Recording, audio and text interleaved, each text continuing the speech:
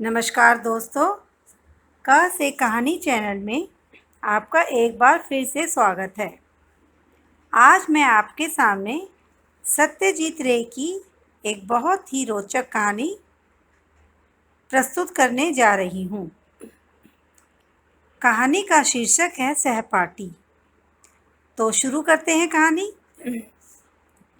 अभी सुबह के 9:15 बजे हैं। मोहित सरकार ने गले में टाई का फंदा डाला ही था कि उसकी पत्नी अरुणा कमरे में आई और बोली, तुम्हारा फ़ोन। अब अभी कौन फ़ोन कर सकता है भला। मोहित का ठीक 9:30 बजे दफ्तर जाने का नियम है। अब घर से दफ्तर को निकलते वक्त तुम्हारा फ़ोन सुनकर स्वभावतः मोहित की त्योरियां चढ़ गई। अरुणा ने बताया, वह कभी तुम्हारे साथ स्कूल में पढ़ता था। स्कूल में? अच्छा, नाम बताया? उसने कहा कि जय नाम बताने पर ही वह समझ जाएगा। मोहित सरकार ने कोई 30 साल पहले स्कूल छोड़ा होगा। उसकी क्लास की 40 लड़के रहे होंगे। अगर वह बड़े ध्यान से सोचे भी तो ज़्यादा से ज़्यादा 20 साथियों के नाम याद कर सकता है, और इसके साथ उनका चेहरा भी। सौभाग्य से जय या जयदेव नाम के और चेहरे की याद अब भी उसे है, लेकिन वह क्लास के सबसे अच्छे लड़कों में से एक था। गोरा, सुंदर सा चेहरा, पढ़ने लिखने में होशियार, खेल कूद में भी आगे, हाई जंप में अव्वल। कभी कभी वह ताश के खेल में भी दिखाया करता, और हाँ, कैसे बियांका की आवृत्ति में उसने कोई पदक भी जीता था।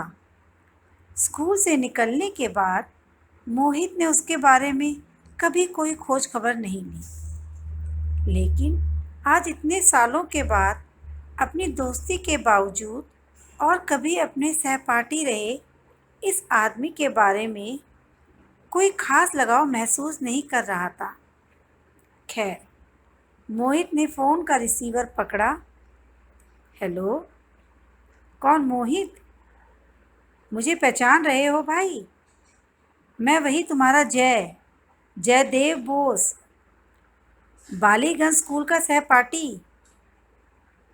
भाई, अब आवाज़ से तो पहचान नहीं रहा। हाँ, चेहरा ज़रूर याद है। बात क्या है? तुम तो अब बड़े अफसर हो गए हो भाई। मेरा नाम तुम्हें अब तक याद रहा, यही बहुत है। अरे यह सब छोड़ो, बताओ बात क्या है। बस यूँ ही थोड़ी ज़रूरत थी, एक बार मिलना चाहता हूँ तुमसे। कब? तुम जब कहो, लेकिन थोड़ी जल्दी हो तो अच्छा। तो फिर आज ही मिलो।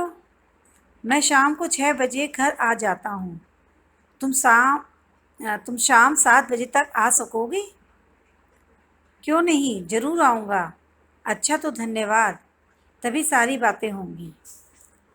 अभी हाल ही में खरीदी गई आसमानी रंग की कार में दफ्तर जाते हुए मोहित सरकार ने स्कूल में कुछ घटी घटनाओं को याद करने की कोशिश की। हेडमास्टर, गिरीन्द्र, सुर की पैनी नज़र और बेहद गंभीर स्वभाव के बावजूद स्कूली दिन भी सचमुच कैसी कैसी खुशियों से भरे दिन थे। मोहित खुद भी एक बहुत अच्छा विद्यार्थी था। शंकर, मोहित और जयदेव, इन तीनों में ही प्रतिद्वंदिता चलती रहती थी। पहले, दूसरे और तीसरे नंबर पर इन्हीं तीनों का बारी बारी कब्जा रहता। छठी से लेकर मोहित सरकार और जयदेव बोस एक ही साथ पढ़ते रहते थे। कई बार एक ही बेंच पर बैठकर पढ़ाई की थी। फुटबॉल में भी दोनों का बराबरी का स्थान था। मोहित राइट इन खिलाड़ी था तो जयदेव राइट आउट। तब मोहित को जान पड़ता कि यह दोस्ती आज की नहीं, युगों की है। लेकिन स्कूल छोड़ने के बाद दोनों के रास्ते अलग अलग हो गए। मोहित के पिता एक रईस आदमी थे, कलकत्ता के नामी वकील। स्कूल की पढ़ाई खत्म करने के बाद मोहित का दाखिला एक अच्छे से कॉलेज में हो गया और यहाँ की पढ़ाई समाप्त हो जाने के 2 साल बाद ही उसकी नियुक्ति एक बड़ी कारोबारी कंपनी के अफसर के रूप में हो गई। जयदेव किसी दूसरे शहर में किसी कॉलेज में भर्ती हो गया था। दरअसल उसके पिताजी की नौकरी बदली वाली थी। सबसे हैरानी की बात यह थी कि कॉलेज में जाने के बाद मोहित ने जयदेव की कमी को कभी महसूस ही नहीं किया। उसकी जगह कॉलेज के एक दूसरे दोस्त ने ले ली। बाद में यह दोस्त भी बदल गया। जब कॉलेज जीवन भी पूरा हो जाने के बाद मोहित की नौकरी वाली ज़िंदगी शुरू हो गई। मोहित अपनी दफ्तरी दुनिया में 4 बड़े अफसरों में से एक है और उसके सबसे अच्छे दोस्तों में से उसका ही एक सहकर्मी है। स्कूल के साथियों में एक प्रज्ञान सेन गुप्त है, लेकिन स्कूल की यादों में प्रज्ञान की कोई जगह नहीं है। लेकिन जयदेव, जिसके साथ पिछले 30 सालों से मुलाकात तक नहीं हुई है, उसकी यादों ने अपनी काफ़ी जगह बना रखी है। मोहित ने उन पुरानी बातों को याद करते हुए इस बात की सच्चाई को बड़ी गहराई से महसूस किया। मोहित का दफ्तर सेंट्रल एवेन्यू में है।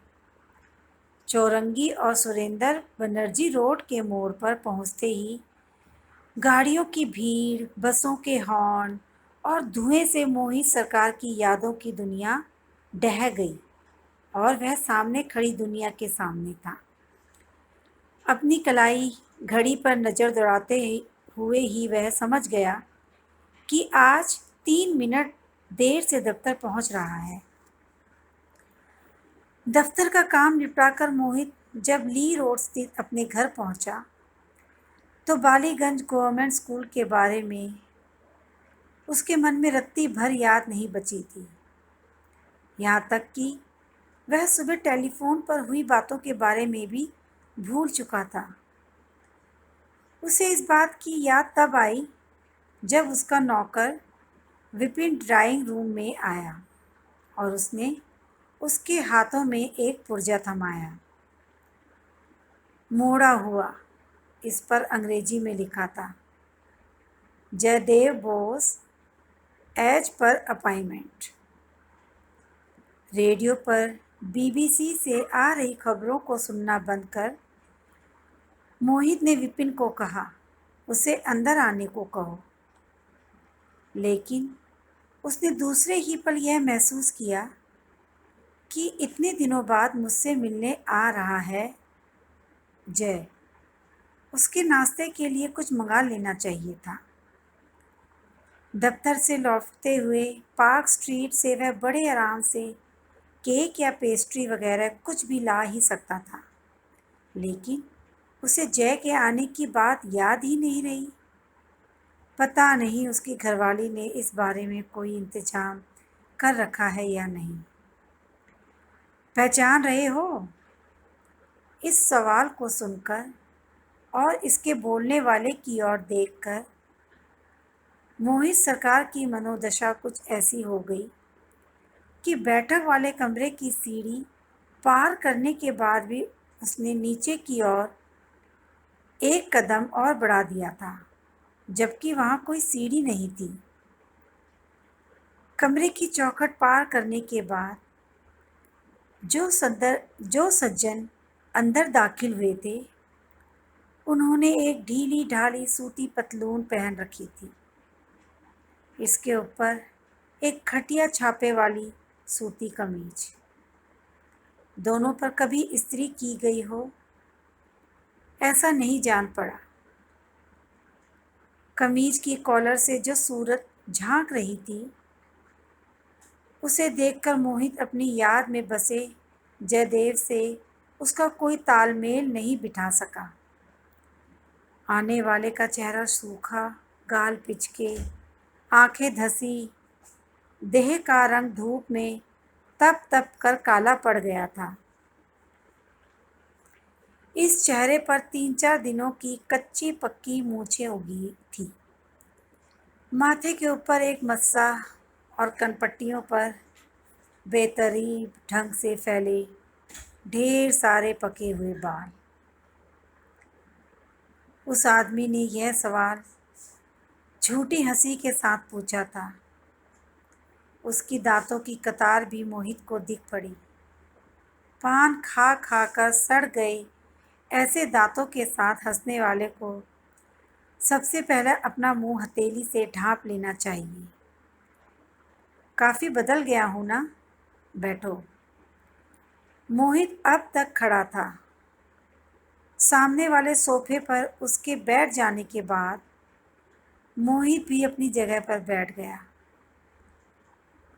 मोहित के विद्यार्थी जीवन की तस्वीर उसके एल्बम में पड़ी है। उस तस्वीर में 14 साल के मोहित के साथ आज के मोहित को पहचान पाना बहुत मुश्किल नहीं है। तो फिर सामने बैठे जय को पहचान पाना इतना कठिन क्यों हो रहा है? सिर्फ 30 सालों में क्या चेहरे में इतना बदलाव आ जाता है? तुम्हें पहचान पाने में कोई मुश्किल नहीं हो रही है। रास्ते पर भी देख लेता तो पहचान जाता। भला आदमी आते ही शुरू हो गया था। दरअसल मुझ पर मुसीबतों का पहाड़ सा टूट पड़ा है। कॉलेज में ही था कि पिताजी गुजर गए। मैं पढ़ना लिखना छोड़कर नौकरी की तलाश में भटकता रहा। और बाकी तुम्हें पता है ही, अच्छी किस्मत और सिफारिश ना हो तो आज के ज़माने में हम जैसे लोगों के लिए। चाय तो पियोगे? चाय? हाँ, लेकिन मोहित ने विपिन को बुलाकर चाय लाने को कहा। इसके साथ उसे यह सोचकर राहत मिली कि केक या मिठाई ना भी हो तो कोई ख़ास बात नहीं, इसके लिए बिस्कुट ही काफ़ी होगा। ओह, उस भले आदमी ने कहा। आज दिन भर न जाने कितनी पुरानी बातें याद करता रहा। तुम्हें क्या बताऊं? मोहित का भी कुछ समय ऐसे ही बीता है, लेकिन उसने ऐसा कुछ कहा नहीं। एलसीएम और जीसीएम की बातें याद हैं? मोहित को इस बारे में पता ना था, लेकिन प्रसंग आते ही उसे याद आ गया। एलसीएम यानी पीटी मास्टर लालचांद मुखर्जी और जीसीएम यानी गणित के टीचर गोपेंद्र चंद मित्तिर। स्कूल में ही पानी की टंकी के पीछे हम दोनों को ज़बरदस्ती आस-पास खड़ा कर बॉक्स कैमरे से किसी ने हमारी तस्वीर खींची थी, याद है? अपने होठों के कोनों पर एक मीठी मुस्कान चिपकाकर मोहित ने यह जता दिया कि उसे अच्छी तरह याद है। आश्चर्य, ये सब तो सच्ची बातें हैं। और अब भी अगर यह जयदेव ना हो तो इतनी बातों के बारे में इसे पता कैसे चला? स्कूली जीवन के वे 5 साल मेरे जीवन के सबसे अच्छे साल थे, आने वाले ने बताया और फिर अफसोस जताया। वैसे दिन अब दोबारा कभी नहीं आएंगे भाई। लेकिन तुम तो लगभग मेरी ही उम्र के हो। मोहित इस बात को कहे बिना रह नहीं पाया। मैं तुमसे कोई 3-4 महीने छोटा ही हूँ। तो फिर तुम्हारी यह हालत कैसे हुई? तुम तो गंजे हो गए। परेशानी और तनाव के सिवा और क्या वजह होगी? आगंतुक ने बताया। हालांकि गंजापन तो हमारे परिवार में पहले से ही रहा है। मेरे बाप और दादा दोनों ही गंजे हो गए थे, सिर्फ 35 साल की उम्र में। मेरे गाल धंस गए हैं, हाड़ तोड़ मेहनत की वजह से और ढंग का खाना कहाँ नसीब होता है। और तुम लोगों की तरह मेज कुर्सी पर बैठकर तो हम लोग काम नहीं करते। पिछले 7 साल से एक कारखाने में काम कर रहा हूँ। इसके बाद मेडिकल सेल्समैन के नाते इधर उधर की भाग दौड़, बीमे की दलाली, इसकी दलाली, उसकी दलाली, किसी एक काम में ठीक से जुटे रहना अपने नसीब में कहाँ। अपने ही जाल में फंसी मकड़ी की तरह इधर उधर घूमता रहता हूँ। कहते हैं ना, दे धरे का दंड। देखना है यह देह भी कहाँ तक साथ देती है। तुम तो मेरी हालत देख ही रहे हो। तो दोस्तों, कहानी का ये पार्ट यहीं ख़त्म होता है। शेष भाग मैं आपको नेक्स्ट ब्लॉग में सुनाऊंगी। तब तक के लिए आप मेरे साथ बने रहिए और नेक्स्ट कहानी का